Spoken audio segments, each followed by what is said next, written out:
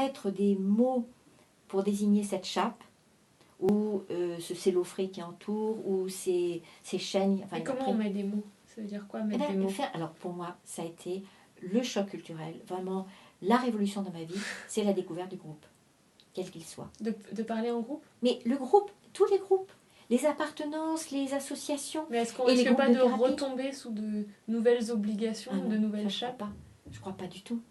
Je crois que pour moi, c'est la chose dont je ne suis pas encore remise, cette découverte. C'est-à-dire que la personne qui est muselée, qui est frileuse à l'intérieur, qui est congelée quelquefois, c'est dans sa présence dans un groupe qu'elle n'aura pas forcément besoin de parler, mais que tout à coup, avec les témoignages extérieurs, ceux qui ont fait un peu plus de chemin, ceux qui vont mettre des mots déjà, tout à coup, elle va pouvoir faire son marché et tout dire, ah mais oui, mais ça s'est passé pour Oui, moi. donc le groupe est aussi l'autre en miroir de Oui. nous-mêmes. Ou le grand frère, ou la grande sœur, ou la figure parentale, mais toujours les personnes témoins. C'est-à-dire que tant qu'il n'y a pas quelqu'un qui voit mon trou dans l'âme, je ne sais pas que j'en ai un. Il faut que quelqu'un voit ce trou dans l'âme pour que tout à coup, On puisse le décrire. même l'identifier. D'accord. Mais ça, c'est valable dans n'importe quelle circonstance.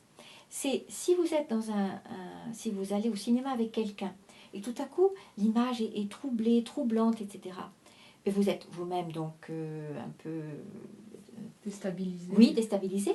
C'est le premier geste que vous allez faire, c'est de regarder le visage de la personne à côté de vous. Pour voir si vous avez bien compris. Et voilà. Et selon ce que elle voit, vous allez pouvoir vous donner du crédit à ce que vous faites comme expérience. Et donc, c'est ça qui se passe multiplié par 10, 15, etc. dans un groupe.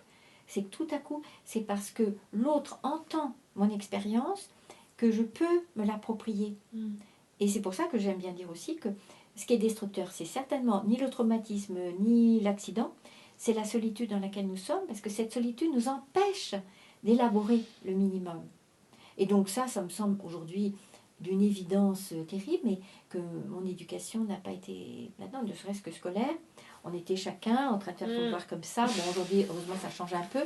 Il y a davantage de travaux collectifs, mais c'est la présence, même muette, d'autres personnes qui tout à coup me fait remonter du fond du puits.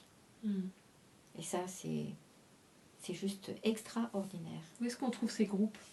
Quand vous parlez de groupe, vous parlez de groupe thérapeutique. Oui, mais par exemple. Mais ça peut être un groupe de jeu, un groupe de... Oui. Dans le sport. Avec un minimum de sentiment d'appartenance, c'est-à-dire du sentiment de